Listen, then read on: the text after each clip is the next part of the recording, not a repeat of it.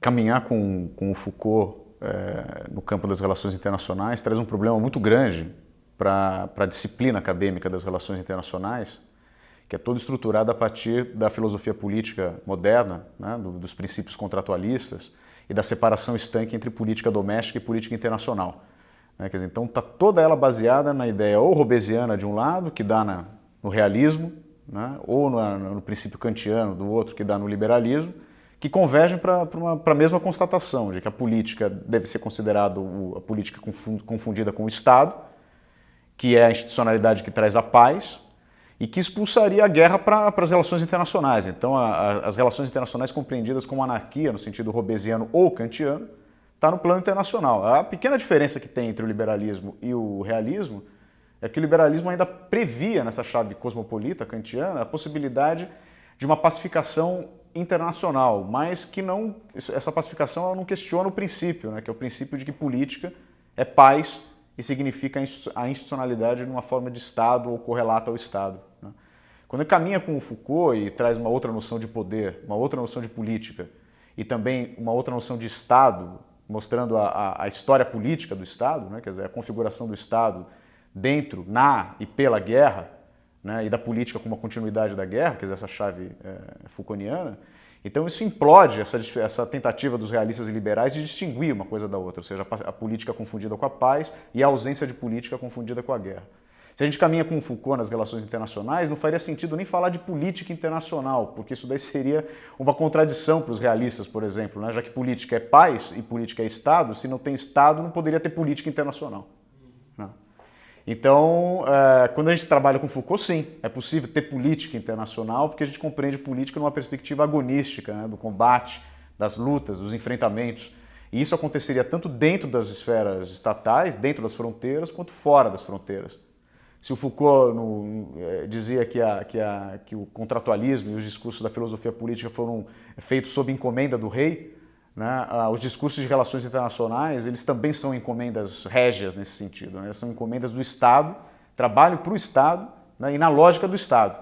E não é à toa que eles são produções no século XX a partir dos países que são considerados os mais poderosos do mundo do ponto de vista político, econômico, militar. Né? Então são a partir dos Estados Unidos principalmente e menos da Europa Ocidental. Né? Só que apresentados de um modo positivista, como se eles fossem produções de conhecimento neutros. Né? Então a perspectiva Foucaultiana, saber, poder e depois, mais ainda, com veredicção, a produção de verdade, acho que explicitam bem esse componente do compromisso político das teorias de GRI. O sistema de Estados moderno, ele se monta numa perspectiva que foi do arranjo, do equilíbrio entre Estados. Né? Então, primeiro, um sistema limitado à Europa e que depois, pela planetarização da Europa, né, pelo domínio político e econômico da Europa no mundo, ele também se planetarizou. Quer dizer, esse modelo estatal, do sistema de Estados, é um modelo que, do final da Idade Média para o início do que se chamou posteriormente de Idade Moderna, é baseado na ideia do equilíbrio de poder entre Estados. Então a diplomacia e as relações militares que se estabelecem nesse modelo de gestão e de equilíbrio dos Estados, ele é basicamente de uma diplomacia e de relações militares interestatais. Né? O que me parece é que a grande novidade contemporânea e que se acelera a partir da Segunda Guerra Mundial é que esse campo das relações estatais, ele não desaparece, mas ele começa a ser gradativamente sobreposto e atravessado por relações que vão para o que está abaixo do Estado, abaixo da chamada estrutura estatal, que são as estruturas da instituição Estado, né? E ao mesmo tempo isso daí se articula com novas dimensões que são para além do Estado, ou seja, que são compostas pelos Estados em organizações internacionais, em regimes, né, chamados regimes internacionais, que são grandes configurações jurídicas e institucionais que tentam regular grandes temas planetários, né? E isso é um processo que se acelera depois da Segunda Guerra Mundial. Trocando em poucas palavras, o que vinha do final da Idade Média e começo da Era Moderna era um arranjo diplomático e militar entre Estados, tomando o Estado como uma unidade supostamente monolítica, representada por um conceito de soberania, né, adensado e pouco móvel, para um outro princípio de soberania contemporâneo que está em marcha, né, que é mais flexível, né? Ele se modula em alguns planos de soberania, que não prescindem do Estado, mas que recompõem essa prática da soberania e do governo sobre coisas, fluxos e pessoas, né? Nesse atravessamento do dentro e o fora. Esse conceito de transnacional, né, é um conceito liberal dentro da área das relações internacionais, e não é à toa que ele emerge nos anos 70, nessa retomada do liberalismo, né, também nas RI, né, não só na economia, não só nas práticas governamentais. Aí também o Foucault ajuda a compreender, né, essa reemergência do pensamento liberal, né, redimensionado, né, e é interessante o uso desse trans, mas associado com o nacional, na medida em que há, do ponto de vista liberal, essa confusão, essa mescla, né, essa sobreposição do nacional com o estatal, né, ou do estatal com o nacional. Então, me parece que sim, há um duplo, que é o interestatal com o transnacional, é um duplo que opera justamente essa coligação entre os realistas e os liberais, quer dizer, mostrando como eles operam numa conversação direta, né? Então, o interestatal dos realistas é ainda o interestatal do equilíbrio de poder entre os estados, né? Que seria atravessado por um transnacionalismo de empresas, né? Do capitalismo que se acelera, e até mesmo dessas dimensões subnacionais que esses liberais do chamado neoliberalismo nas relações internacionais começam a falar nos anos 70. Né? Mas a diferença é que o conceito de transnacional ele sempre se reporta à centralidade do Estado. Por isso que eu acho que é possível pensar ele no duplo com o interestatal. Né? Quer dizer, do mesmo jeito que o realismo segue no interestatal, esses novos liberais dos anos 70, eles operam na questão, chamando a dimensão do transnacional. Há um duplo, interestatal, transnacional. Quando a gente passa por uma outra perspectiva, que é a perspectiva dessa diluição, né, e vai falar do transterritorial e do intergovernamental, é uma tentativa, eu acho, de começar a ver como as práticas de governo vão se redimensionar para levar em consideração questões que são da localidade, e essa localidade não mais necessariamente se reporta apenas à prática do Estado. Né? Quer dizer, o governo de temas que são, ao mesmo tempo, locais e que se articulam com questões que são globais, que são, em certo sentido, ainda colocadas em marcha por instituições e políticas de Estado, mas que, ao mesmo tempo, não são apenas políticas de Estado, mas são políticas de Estado que estão reportadas a políticas que são planetárias ou globais, né? E que têm manifestações, digamos assim, né? Realizações diferenciadas dependendo dos países. Se a gente pega esses grandes fluxos, né? De novo, né? O meio ambiente, direitos humanos, a gente vai ver como que eles são, e a democracia, né? Quer dizer, o governo democrático, né? A gente vai ver como é que as práticas locais vão chegar à localidade, por exemplo, da defesa de práticas democráticas da localidade, né? Como reformular instituições políticas, como levar a democracia para determinadas sociedades que são avaliadas como não democráticas. Né? Então, ao mesmo tempo, isso tem um impacto que é diretamente nos estados e nas sociedades desses estados, né? E, ao mesmo tempo, se reporta uma questão que é planetária. Se a gente for pegar no fluxo segurança, especialmente, acho que dá para ver algumas questões que são interessantes. Né? O que hoje em dia é elencado como um grande tema de segurança são temas que colocam face a face problemas de Estado e agentes ou grupos que são identificados como não estatais e que daí derivaria toda uma periculosidade desses grupos, inclusive pelo fato deles não serem estatais. Bom, a questão coercitiva do ponto de vista internacional, né, ela parece nesse momento ainda ser atravessada por um processo, né, que acho que está em curso, que é muito baseado ainda num princípio, que é o princípio da segurança coletiva, que foi esboçado já na Liga das Nações, depois ele foi reapropriado pela ONU, foi paralisado, digamos assim, durante todo o período da Guerra Fria e voltou a ser acionado com o fim da Guerra Fria. Né? A Guerra do Golfo, por exemplo, é considerado um momento chave e ainda único, digamos assim. Né? Mas esse princípio eu acho que a gente tem que voltar a ele, né? Porque o princípio da segurança coletiva é o seguinte, quer dizer, os estados se articulam em nome da defesa de uma ordem planetária. Né? Isso é interessante porque o modelo da ONU, ele combina uma questão que ainda é baseado no princípio chamado westphaliano, interestatal, mas ele já abre brechas que anunciam algo que é planetário, digamos assim, né? Então ainda o documento-chave, a Carta de São Francisco, ainda fala no respeito à soberania, mas ao mesmo tempo abre brechas para uma declaração universal dos direitos humanos, por exemplo, né? Que depois vai se recombinar em outras formas de pensar a segurança, né? Para além da segurança apenas do Estado, né? Então assim, a questão da segurança humana, por exemplo, né? Que vai entrar nos anos 90, pela via do desenvolvimento, quer dizer, ela é formulada pelo Programa das Nações Unidas para o Desenvolvimento, e vai associar ou combinar, ou até mesmo deixar uma certa dependência, né, da soberania do Estado com relação à garantia, né, dos direitos humanos. Né? Então acho que isso é um processo interessante dos últimos 20 anos, né, que não é o fim da soberania, mas é uma transformação da soberania que adjetiva a soberania. Então, acho que essa é uma das características fundamentais, né? O princípio westphaliano da soberania era soberania e ponto. O que acontecia dentro do Estado, dentro de um território, não poderia ser contestado por nenhum outro Estado, né? Muito menos por um princípio cosmopolita. Agora o discurso muda, né? Agora a soberania ela ganha adjetivos. Ela é uma soberania bem praticada, uma soberania boa ou é uma soberania má, né? Acho que aí é uma chave interessante para a gente pensar o redimensionamento dessa política mundial planetária hoje. Então não há uma força coercitiva permanente. Porque esse modelo político ele é um modelo que, ele, apesar de ter princípios de centralização, ele é descentralizado, né?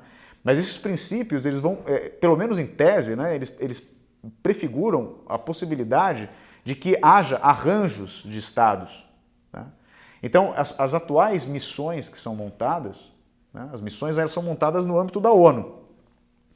E elas são, como são as missões da ONU, compostas por estados que se voluntariam a contribuir, do ponto de vista financeiro, diplomático e militar, para uma determinada missão. Me parece que o conceito de responsabilidade de proteger, que é esboçado justamente para dar uma resposta pela ONU de uma prática política que começa a ser operada nos anos 90, que é naquela época chamada intervenção humanitária, né? O caso iugoslavo, principalmente do Kosovo, no final dos anos 90, né, em 99, é chave para entender isso. Quer dizer, é uma intervenção que, do ponto de vista legal, foi ilegal, né, porque não houve aprovação do Conselho de Segurança, mas os Estados Unidos e a OTAN decidem intervir no Kosovo contra as forças iugoslavas, em nome do quê? Da segurança de uma população kosovar de origem albanesa que estaria sob ataque, né, e eliminação, limpeza étnica, etc. Então a justificativa é uma justificativa humanitária, não há autorização legal, e isso coloca em xeque esse modelo da ONU. Eu faço uma leitura da responsabilidade de proteger, que é uma resposta jurídico-política da ONU para evitar uma acelerada obsolescência jurídico-política da ONU. Porque a prática da intervenção humanitária, ela começa a existir. E a ONU não tem como dar conta disso. Então, esse programa, que foi um processo todo de formação desse conceito, o conceito de responsabilidade de proteger, ele me parece ser uma fórmula jurídico-política que vem para fazer essa modulação do conceito de soberania para adjetivar a soberania boa e a soberania má. Então, vincula a soberania com direitos humanos, segurança do Estado com segurança humana, né? E a partir daí diz que a soberania não deixa de ser relevante. Ela é relevante, desde que os Estados tenham uma determinada conduta. No caso do Haiti, não diretamente, eu acho, porque o Estado haitiano oficialmente requisitou a missão, né? Mas todo o discurso, inclusive acadêmico, que se forma em torno da história do Haiti, não vai ter muitas dúvidas em classificá-lo diretamente como um Estado falido. Então, um Estado falido é aquele não só que propositadamente viola os direitos humanos de um país, de uma população, mas aquele que não tem, segundo esse discurso, condições para zelar pelos direitos humanos. Então, o Haiti, pela falta, seria também perigoso, né? Diferente, por exemplo, do que aconteceu com o Sudão, mais ou menos na mesma época, que foi acusado internacionalmente de ter um regime autoritário que propositadamente violava os direitos humanos de uma parcela da população. O Haiti não, ele entraria nessa categoria daqueles estados que não têm condições de proteger os seus. Então a comunidade de estados deveria agir. Então por aí sim entraria, né, o princípio da proteção. Né? Então a comunidade de estados ela deveria ter o dever de agir para salvar a população haitiana de um destino e de um cotidiano terríveis, né, que o seu próprio estado não tem condições de dar. Então o programa é um programa de tempo indefinido, né, de temporalidade indefinida, que é, em princípio, pelo menos em tese, fazer com que o Haiti seja um estado. As políticas de segurança voltadas para favelas e periferias, por exemplo, no Brasil, e não só no Brasil, né, parecem ter uma articulação muito direta com esses novos programas de estabilização da ONU, por várias razões. Eu acho que uma delas, por exemplo, é essa combinação, né, de coerção para pacificar um território que é considerado sem a presença do Estado, ou com chamados governos paralelos, ou simplesmente desgovernado, né, no qual a população não tem, ou não teria daí, os seus direitos humanos resguardados ou protegidos, o que exigiria uma ação, no caso das favelas, do Estado, no caso de um país, né, da comunidade de estados, mas que não tem só a dimensão coercitiva.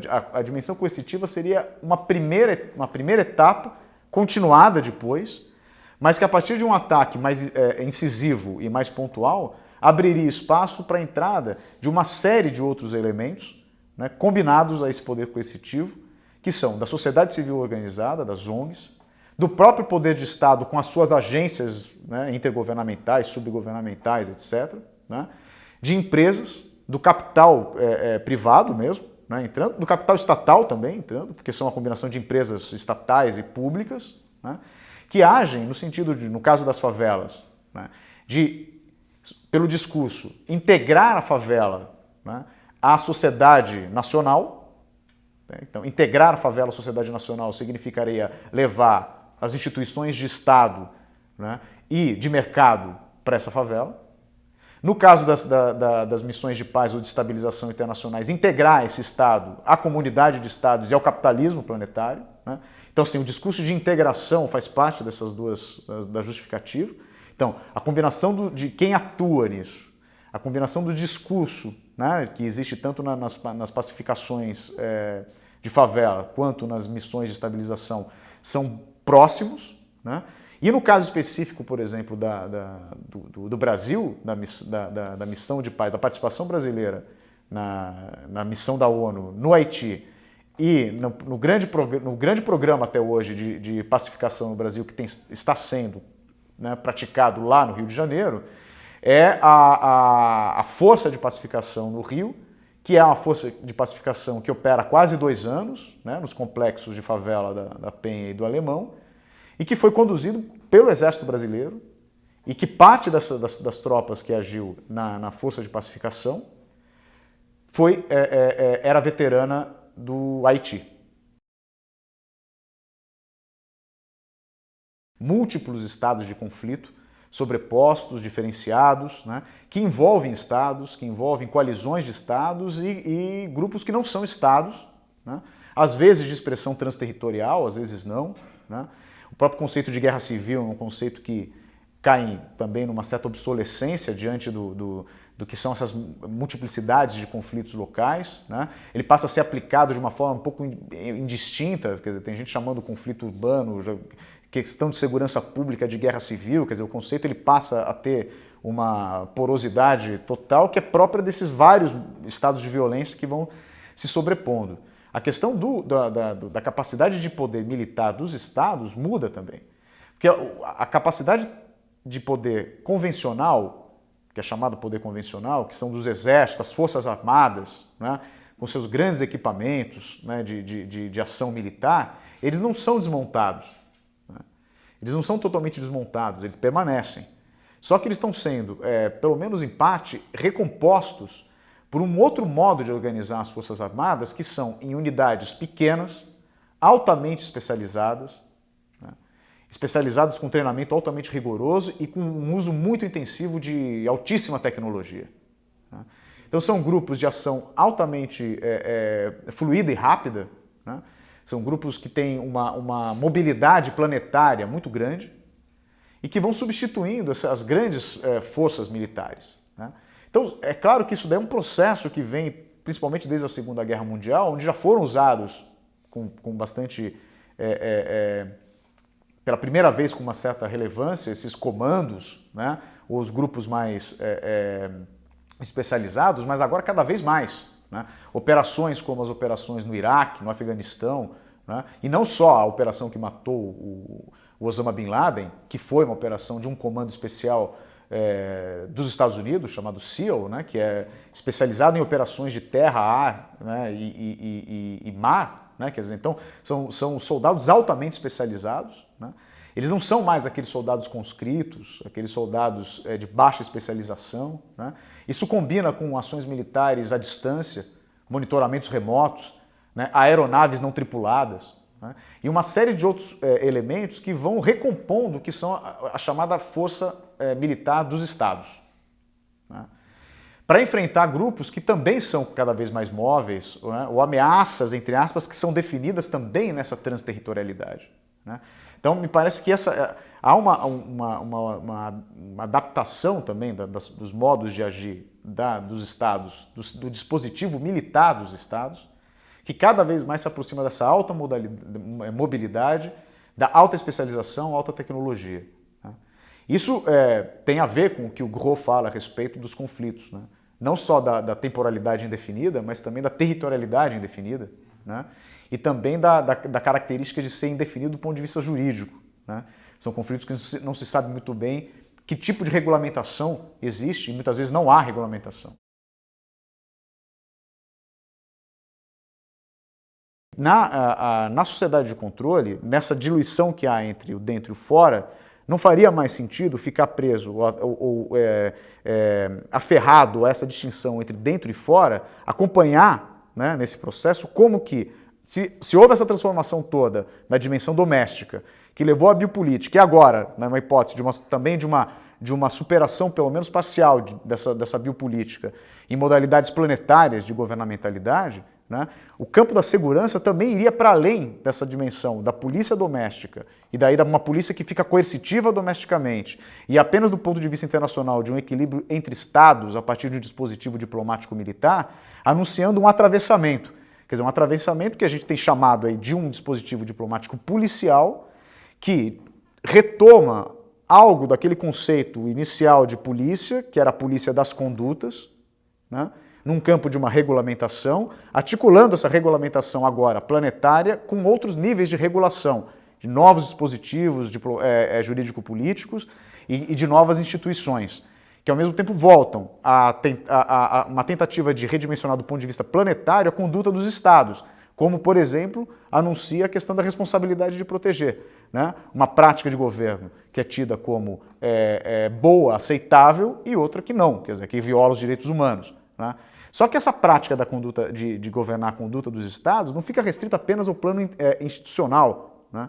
Mas ela penetra na minúcia nas vidas dessas sociedades, atravessando desde essas políticas que vão, por exemplo, das práticas de pacificação, né, até os grandes programas de pacificação de estados, como é o caso do Haiti, do Sudão, do Mali e por aí vai, né? Então, assim, do ponto de vista da segurança, quer dizer, a segurança de cada estado passaria a estar vinculada à segurança de cada indivíduo, tido como uma segurança humana, articulado com outros níveis de segurança, como a climática, a energética, a alimentar, todas elas articuladas de um jeito ou de outro, a humana, na medida em que deveria ser o bem-estar desse humano, o seu fim último, né? E a sua segurança atrelada à manutenção desse bem-estar. E, ao mesmo tempo, os estados todos são avaliados, julgados e parametrados, né, na sua conduta por essa régua, por essa medição, que é a capacidade ou não deles exercerem práticas de governo que propiciem a segurança de cada um, os direitos humanos de cada um e, ao mesmo tempo, articulado com fluxos que são esses transterritoriais, do capital, dos fluxos de informação, etc.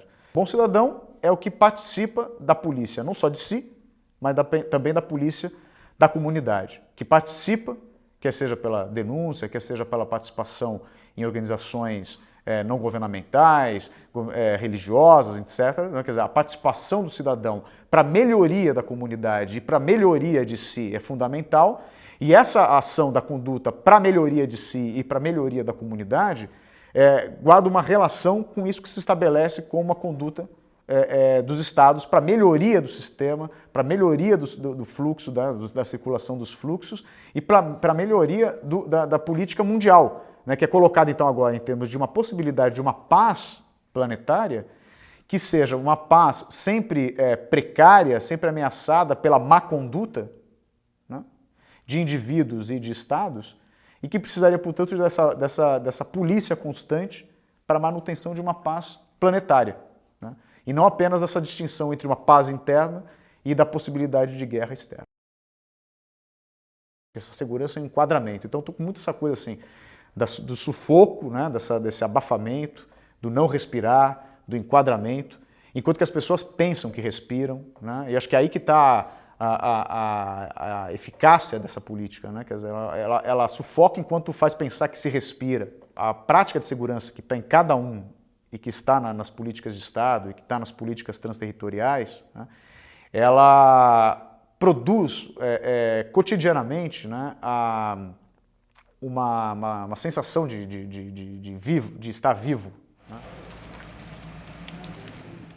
Pensar cascata como queda livre para inventar liberdades, né? Cascatas como associações afetivas, livres, né? De cada um como poemas únicos.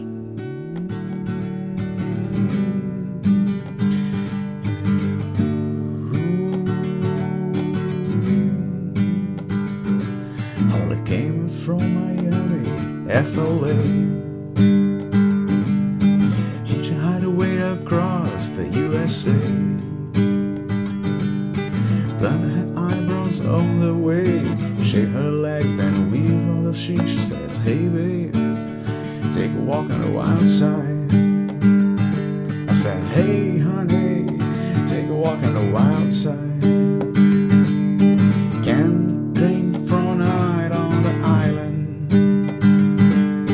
In the back room she was everybody's darling, but she never lost her head. Even when she was giving head, she says, hey baby, take a walk on the wild side. I said, hey babe, take a walk on the wild side. And the car girls go choo choo choo choo choo choo.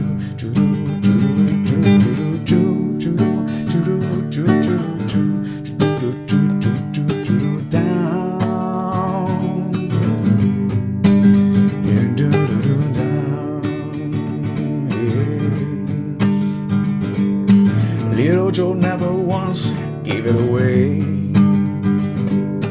Everybody had to pay and pay.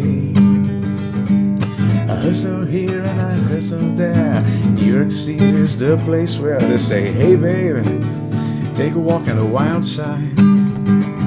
I said, hey Joe, take a walk on the wild side. Sugar Plum Ferry came and hit the streets. Looked to some good face to eat.